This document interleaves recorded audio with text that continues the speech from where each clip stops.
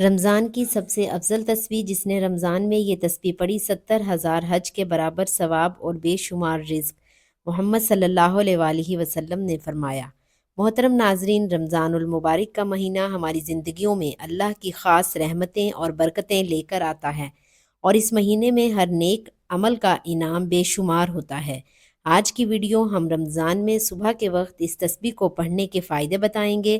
رسول اللہ صلی اللہ علیہ وآلہ وسلم نے فرمایا، جو شخص بھی صبح شام 100 مرتبہ یہ تسبیح، یہ کلمات پڑھے تو قیامت کے دن اس سے افضل عمل کسی کا نہیں ہوگا، سوائے اس شخص کے کہ جس نے اس کے برابر یا اس سے زیادہ ان کلمات کو پڑھا، کیونکہ اس تسبیح میں اللہ کی بہت زیادہ حمد و ثنا بیان ہوتی ہے، اور یہ تسبیح اللہ پاک کو بہت زیادہ پسند ہے۔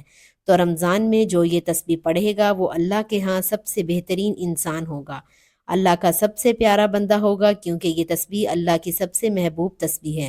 رسول اللہ صلی اللہ علیہ وآلہ وسلم نے فرمایا کہ جو شخص بھی ایک دن میں 100 مرتبہ یہ کلمات پڑھے تو اس کے کبیرہ اور صغیرہ گناہ مٹا دیے جائیں گے، چاہے اس کے گناہ سمندر کی جھاگ کے برابر ہی کیوں نہ ہو۔ تو رمضان کی ہر صبح اس تسبیح کو لازمی پڑھیں۔ رسول اللہ صلی اللہ علیہ وآلہ وسلم نے ایک دن صحابہ سے فرمایا کہ 100 مرتبہ یہ کلمات پڑھو، جس نے اسے ایک مرتبہ پڑھا اس کے لیے 10 نیکیاں لکھی جائیں گی، اور جس نے اسے 10 مرتبہ پڑھا اس کے لیے 100 نیکیاں لکھی جائیں گی، اور جس نے اسے 100 مرتبہ پڑھا اس کے لیے 1000 نیکیاں لکھی جائیں گی، اور جو زیادہ پڑھے گا تو اللہ رب العزت بھی اسے زیادہ عطا کریں گے، اور جو اللہ رب العزت سے بخشش طلب کرے گا تو اللہ رب العزت اسے بخش دیں گے۔ تو ناظرین، آپ سب جانتے ہیں کہ ماہ رمضان میں ہر نیک عمل کا اجر جو ہے وہ 70 گنا زیادہ ہوتا ہے، یعنی جو رمضان میں ایک بار یہ تسبیح پڑھے گا اسے 700 نیکیاں ملیں گی صرف ایک بار پڑھنے پر۔ زیادہ پڑھیں گے تو زیادہ اجر ملے گا، اور یہ تسبیح پڑھنے سے 70,000 حج کے برابر ثواب ملتا ہے۔ تو ناظرین، وہ تسبیح یہ ہے، رمضان کی ہر صبح پڑھیں۔ حضرت عبداللہ بن عمر رضی اللہ تعالی عنہ کہتے ہیں کہ رسول اللہ صلی اللہ علیہ وآلہ وسلم نے فرمایا، جس نے 100 بار صبح اور 100 بار شام یہ تسبیح پڑھی، یعنی سبحان اللہ کہا، تو وہ 100 حج کیے ہوئے شخص کی طرح ہو جائے گا۔ اگر آپ رمضان کی ہر صبح 100 بار یہ تسبیح پڑھتے ہیں تو 100 حج سے زیادہ آپ کو ثواب ملے گا۔ میری بھائیوں اور میری بہنوں، یہ عمل کرنے سے اتنی دولت ملے گی، اتنا پیسہ ملے گا۔ ماہ رمضان میں یہ وظیفہ پڑھ لینا، یہ وظیفہ میری بہنیں لازمی پڑھیں، اور میرے جو بھائی مرد حضرات ہیں وہ بھی اس وظیفے کو لازمی پڑھ لیں۔ میری پیاری بہنوں اور بھائیوں، آج کا وظیفہ اتنا مجرب ہے، اتنا خاص ہے، اس وظیفے کے فائدے ہی اتنے ہیں۔ صبح، دوپہر، شام، جب یہ ویڈیو آپ کو ملی، آپ لوگ دنیا میں جہاں کہیں، جس کونے میں، جس گاؤں میں، جس ملک میں، پوری دنیا میں جب آپ لوگ اپنے گھر میں بیٹھے ہوں تو وہاں یہ وظیفہ پڑھ لو، دکان پر ہو وہاں پڑھ لو، کہیں بھی آپ موجود ہو، سکون سے بیٹھ جانا اور یہ تسبیح، یہ وظیفہ پڑھنا شروع کر دینا۔ یہ وظیفہ آپ کی بڑی سے بڑی حاجت ہوگی، مراد ہوگی، فوری طور پر اللہ نے چاہا تو آپ کی حاجت بھی پوری ہوگی، آپ کی مراد بھی پوری ہوگی۔ میرے بھائیوں اور میری بہنوں، اپنا دل بالکل چھوٹا مت کرنا، یہ وظیفہ دولت کا بادشاہ وظیفہ ہے۔ اس وظیفے کو پڑھنے والا فوری طور پر مالا مال ہو جاتا ہے۔ آپ لوگ چاہو تو صبح کے وقت یہ وظیفہ پڑھ سکتے ہو، چاہو تو دوپہر میں پڑھ لو، چاہو تو شام میں، رات میں، کسی بھی وقت سکون سے اطمینان سے بیٹھ کر یہ ایک تسبیح، یہ وظیفہ پڑھنا شروع کر دینا۔ انشاءاللہ اللہ نے چاہا تو ایسے ایسے رزق کے اسباب بنیں گے کہ آپ لوگوں کی عقل حیران رہ جائے گی، یہ دولت، یہ پیسہ اچانک اتنا زیادہ کہاں سے آ گیا۔ میرے بھائیوں، میری بہنوں، یہ وظیفہ میں اس ویڈیو میں پہلی مرتبہ بتا رہی ہوں۔ وہ میرے بھائی جو بہنیں تکلیف میں ہیں، پریشانیوں میں ہیں، جو کہتے ہیں کہ ہم شدید پریشان ہیں، ہمارے مالی حالات بہت خراب ہیں، وہ ٹھیک نہیں ہو رہے، تو وہ اس وظیفے کو لازمی کریں۔ تو آپ نے سب سے پہلے درود پاک پڑھنا ہے۔ درود پاک آپ کوئی سا بھی پڑھ سکتے ہیں، لیکن درود شریف جو ہے ابراہیمی، اس کی اپنی ہی فضیلت ہے۔ ایک مرتبہ آخر میں درود پاک پڑھ کر جو بیچ میں درمیان میں وظائف بتائے جاتے ہیں آپ پڑھ لیں، تو میری بھائیوں، میری بہنوں، درود پاک کی اتنی فضیلت ہے، اتنی برکت ہے کہ آپ لوگ اس سے ہی مالا مال ہو جائیں گے، آپ لوگوں کا وظیفے میں زیادہ اثر ہو جائے گا۔ آپ لوگ اول و آخر درود پاک پڑھ لیں، درود ابراہیمی پڑھ لیں، صلی اللہ علیہ وآلہ وسلم پڑھ لیں، صلی اللہ علی محمد پڑھ لیں، جو درود پاک پڑھنا ہو آپ لوگ پڑھ لیں۔ ایک مرتبہ درود پاک پڑھ سکتے ہیں، اس سے زیادہ آپ کو پڑھنا ہو تو بھی اس سے پڑھ سکتے ہیں، پابندی نہیں۔ لیکن کم از کم آپ کو ایک مرتبہ درود پاک لازمی پڑھنا ہے۔ ناظرین، اللہ تعالیٰ کے بہت سے بندے ایسے ہیں جنہیں حج کرنے کا شوق ہے، لیکن وہ حج اور عمرہ نہیں کر سکتے کیونکہ ان کے پاس اتنا مال نہیں، اتنی دولت نہیں، اتنے پیسے نہیں کہ وہ حج کر سکیں۔ اور دوسرا، اللہ جسے چاہتا ہے وہی حج اور عمرہ کرتا ہے، یعنی اگر پیسہ بھی ہے لیکن اگر اللہ نہ چاہے تو وہ بندہ عمرہ اور حج نہیں کر سکتا۔ تو آپ کو جو تسبیح پڑھنے کے بارے میں بتائیں گے، اگر آپ وہ تسبیح اس طرح پڑھ لیتے ہیں، آپ کو 70,000 حج کے برابر ثواب ملے گا کہ جس کو پڑھنے سے آپ کا حج بھی ہو جائے گا۔ تو ناظرین، جس تسبیح کو آپ کو بتائیں گے، اس تسبیح کے حوالے سے نبی پاک صلی اللہ علیہ وآلہ وسلم نے فرمایا، جو شخص اس تسبیح کو پڑھے گا خدا اس کے عیب چھپائے گا، اسے خوف کی حالت اور حساب و کتاب کے موقع پر پریشانی میں آرام و سکون بخشے گا۔ وقت کی نزداکت کو مد نظر رکھتے ہوئے وظیفے کی طرف چلتے ہیں۔ یہ قرآن مجید کی سب سے چھوٹی سورت جس کو سورہ کوثر کہا جاتا ہے، یہ سورہ کوثر کا بڑا نایاب عمل ہے، بڑا قیمتی عمل ہے۔ اس کا پڑھنے والا ہمیشہ غنی رہتا ہے، کسی کے آگے ہاتھ نہیں پھیلانے پڑتے، اور وہ اللہ کی بارگاہ سے لاکھوں کروڑوں بھی مانگے تو اس رب کے خزانے میں کوئی کمی نہیں ہے۔ ہر چیز پر اس کی قدرت ہے، ہر چیز پر اس کا قبضہ ہے۔ وہ جس کو چاہے تھوڑا عطا فرمائے اور جس کو چاہے زیادہ عطا فرماتا ہے۔ اس لیے آپ نے اس رب کریم کی بارگاہ الہی سے التجا کرنی ہے اور یہ سورت پڑھ کر اللہ کی بارگاہ میں دعا کرنی ہے۔ اگر آپ کو مالی پریشانی ہے، اگر آپ کو اولاد کی وجہ سے کوئی پریشانی ہے، کاروبار کی وجہ سے کوئی پریشانی ہے، آپ کے گھر کے اندر کوئی بھی مسائل ہیں، آپ کے گھر میں کوئی اولاد کا مسئلہ ہے، کسی بھی قسم کی کوئی پریشانی ہے، تو سورہ کوثر کو بتایا گیا طریقے کے مطابق پڑھ لیں تاکہ آپ کے دل کی کوئی حسرت باقی نہ رہے۔ یہ بہت ہی اعلیٰ عمل ہے۔ اس کو پڑھنے والے کو 500 قرآن پاک اور 1000 حج پڑھنے کے برابر ثواب ملتا ہے۔ تو ناظرین، وظیفے کا آغاز کرتے وقت آپ نے سب سے پہلے نماز ادا کر لینی ہے۔ اس کے بعد حضور پاک صلی اللہ علیہ وآلہ وسلم کی ذات مبارکہ پر درود پاک کا نذرانہ پیش کرنا ہے۔ درود پاک آپ کوئی سا بھی پڑھ سکتے ہیں، لیکن درود ابراہیمی کی فضیلت زیادہ ہے۔ ایک بار ثواب کی نیت سے میرے ساتھ بھی پڑھ لیں۔ اللہم صلی علی محمد وعلی آل محمد کما صلیت علی ابراہیم وعلی آل ابراہیم انکا حمید مجید۔ اللہم بارک علی محمد وعلی آل محمد کما بارکت علی ابراہیم وعلی آل ابراہیم انکا حمید مجید۔ درود پاک پڑھنے کے بعد آپ نے پہلا وظیفہ سورہ کوثر کا پڑھنا ہے۔ بسم اللہ الرحمن الرحیم۔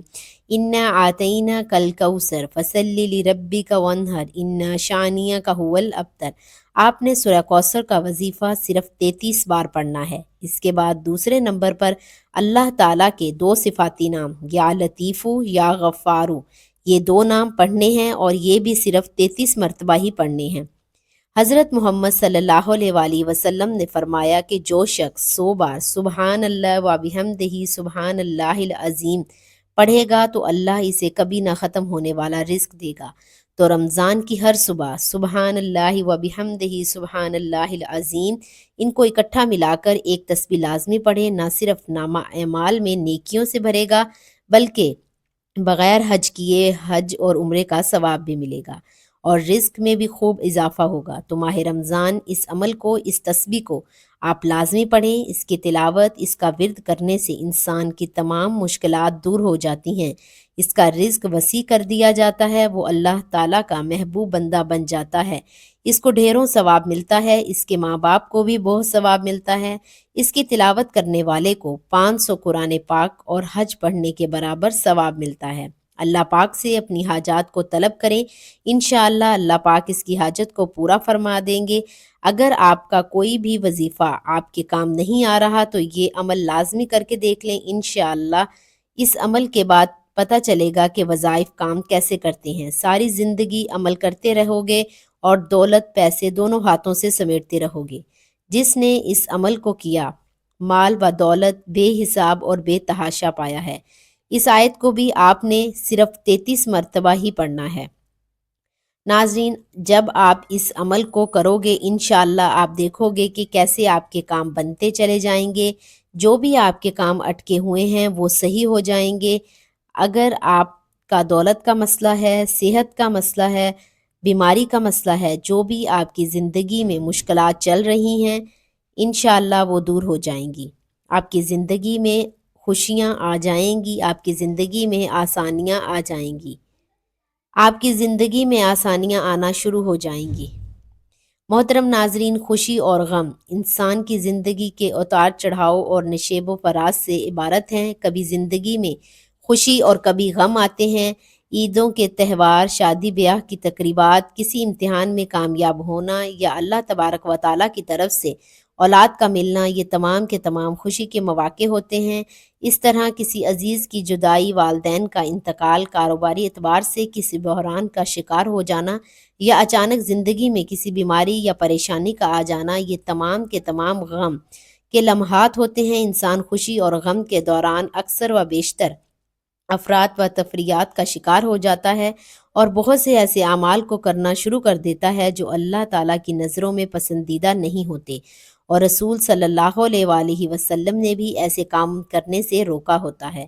زندگی کی حقیقت اللہ تبارک و تعالیٰ کی طرف سے ایک امتحان ہے۔ انسان کو اس بات کو اپنے ذہن نشین کرنا چاہیے کہ اللہ تبارک و تعالیٰ ہی خوشی اور غم کے ایام کو اس کی زندگی میں لانے والا ہے۔ اللہ تبارک و تعالیٰ نے سورہ آل عمران کی آیت نمبر 140 میں ارشاد فرمایا، ہم ان دنوں کو لوگوں کے درمیان عدلتے بدلتے رہتے ہیں، یعنی زندگی میں آنے والی تمام تکلیف اور خوشیاں در حقیقت مالک کائنات کی طرف سے ہوتی ہیں۔ خوشی اور غم کے مواقع پر اپنے نفس کی پیروی کی بجائے اللہ اور اس کے رسول کی تابعداری کرنا ہی یقینی اور حقیقی کامیابی ہے۔ اگر ہم انسانی زندگی کا جائزہ لیں تو یہ سمجھ آتی ہے بات کہ خوشی کے موقع پر کیے جانے والے ناپسندیدہ اعمال درج ذیل ہیں: غرور اور تکبر، نمبر 2 اسراف و تبذیر، لغویات کا ارتکاب، فحش گوئی اور زبان کا غلط استعمال، فواحش اور منکرات کا ارتکاب۔ یہ تمام اعمال اللہ تبارک و تعالیٰ کی نافرمانی کا سبب بنتے ہیں اور قرآن و سنت میں ان کی زبردست مذمت کی گئی ہے۔ غرور اور گھمنڈ کے ارتکاب کی وجہ سے ابلیس اللہ تبارک و تعالیٰ کی لعنتوں کا نشانہ بنا اور اپنے تمام اعمال کو ضائع کر بیٹھا۔ اللہ تبارک و تعالیٰ اپنے بندوں سے منانت اور وقار کے طلبگار ہے۔ سورہ بنی اسرائیل کی آیت نمبر 37 میں اللہ تبارک و تعالیٰ نے زمین پر اکڑ کر چلنے والوں کی مذمت کرتے ہوئے ارشاد فرمایا، اور زمین میں اکڑ کر نہ چلو کہ نہ تو زمین کو پھاڑ سکتا ہے اور نہ لمبائی میں پہاڑوں کو پہنچ سکتا ہے۔ مال اللہ تبارک و تعالیٰ کی بہت بڑی عطا ہے اور اس کو غلط طریقے سے خرچ کرنا اللہ تبارک و تعالیٰ کی ناراضگی کا باعث بن سکتا ہے۔ سورہ بنی اسرائیل کی آیت نمبر 26 اور 27 میں اللہ تبارک و تعالیٰ ارشاد فرماتے ہیں، اور رشتہ داروں، مسکینوں اور مسافروں کا حق ادا کرتے رہو اور اسراف اور بیجا خرچ سے بچو۔ بیجا خرچ کرنے والے شیطان کے بھائی ہیں اور شیطان اپنے پروردگار کا بڑا ہی ناشکرا ہے۔ اللہ تبارک و تعالیٰ نے سورہ مومنون کی ابتدائی آیات میں ان لوگوں کا ذکر کیا جو جنت الفردوس کے وارث ہیں۔ اس سورت کی آیت نمبر 3 میں فردوس کے وارثوں کی صفات بیان کرتے ہوئے اللہ تبارک و تعالیٰ ارشاد فرماتے ہیں، جو لغویات سے منہ موڑ لیتے ہیں۔ احادیث مبارکہ میں بھی لغویات سے اجتناب کرنے کی تلقین کی گئی ہے، اور سنن ترمذی میں حضرت ابو ہریرہ رضی اللہ تعالیٰ عنہ سے مروی ہے کہ رسول اللہ صلی اللہ علیہ وآلہ وسلم نے ارشاد فرمایا، آدمی کے اسلام کی خوبی یہ ہے کہ ان چیزوں کو چھوڑ دے جو اس کے کام کی نہیں ہیں۔ خوشی کے موقع پر زبان کو بے لگام چھوڑ دینا بھی کسی بھی اعتبار سے پسندیدہ عمل نہیں ہے۔ غیبت کرنے، بہتان ترازی کرنے اور لذت حاصل کرنے کے لیے فحش گوئی کرنے کو شریعت اسلامیہ میں ناپسندیدگی کی نگاہ سے دیکھا گیا ہے۔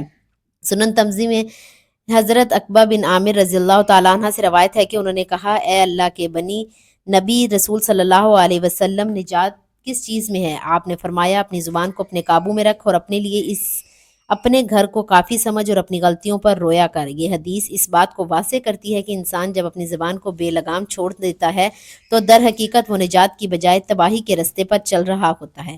اسلام نے فواحش اور منکرات کی ہر اعتبار سے مذمت کی ہے۔ انسان کو ہمہ وقت اللہ تبارک و تعالیٰ کی حدود کی پاسداری کرنی چاہیے۔ سنن ترمذی میں حضرت عبداللہ بن ابن مسعود سے مروی ہے کہ حضرت محمد صلی اللہ علیہ وآلہ وسلم نے فرمایا، اللہ اس طرح حیا کرو جس طرح حیا کرنے کا حق ہے۔ ابن مسعود رضی اللہ تعالیٰ عنہ نے فرمایا، اے اللہ کے رسول، ہم اللہ کا حیا کرتے ہیں، اللہ کا شکر ادا کرتے ہیں۔ نبی کریم صلی اللہ علیہ وسلم نے جواب دیا، یہ مراد نہیں ہے۔ اللہ سے حیا کرنے کا حق یہ ہے کہ تو اپنے سردار اس میں جو کچھ ہے اس کی حفاظت کر، پیٹ اور جس چیز کو یہ جمع کرتا ہے اس کی حفاظت کر، اور موت کے بعد والے حالات کو یاد رکھ۔ آپ نے دعا بھی مانگی اللہ پاک سے کہ اے میرے اللہ میری زندگی میں آسانیاں پیدا کر دے، اے اللہ تو سب کا بادشاہ ہے، اے اللہ تو ہر چیز پر قادر ہے، تو میری مشکلات دور کر دے، میری پریشانیاں دور کر دے، میری تمام دعائیں قبول فرما، جو بھی میرے اوپر بندشیں ہیں، جو بھی میرے اوپر رکاوٹیں ہیں وہ دور کر دے، اے اللہ تو ہر چیز پر قادر ہے۔ اللہ تعالیٰ سے دعا کیجئے ہمارے صغیرہ اور کبیرہ گناہ معاف فرمائے، ہمیں گناہوں سے توبہ کرنے کی توفیق عطا فرمائے، تنگ دستوں کے رزق میں اضافہ فرمائے اور بیماروں کو شفا عطا فرمائے، آمین۔ ہمیں صبر اور شکر کرنے والا بنائے اور ہماری دنیا اور آخرت سنوار دے، آمین۔ دعا ہے کہ اللہ تعالیٰ نیکی کی بات کو سننے، سمجھنے اور اس پر عمل کرنے کی توفیق عطا فرمائے۔ ناظرین گزارش ہے کہ اللہ تعالیٰ کے 99 ناموں میں سے کوئی ایک نام کمنٹس میں لکھ کر ضرور شیئر کریں۔ اللہ تعالیٰ ہم سب کا حامی و ناصر ہو، آمین۔ جزاک اللہ خیر۔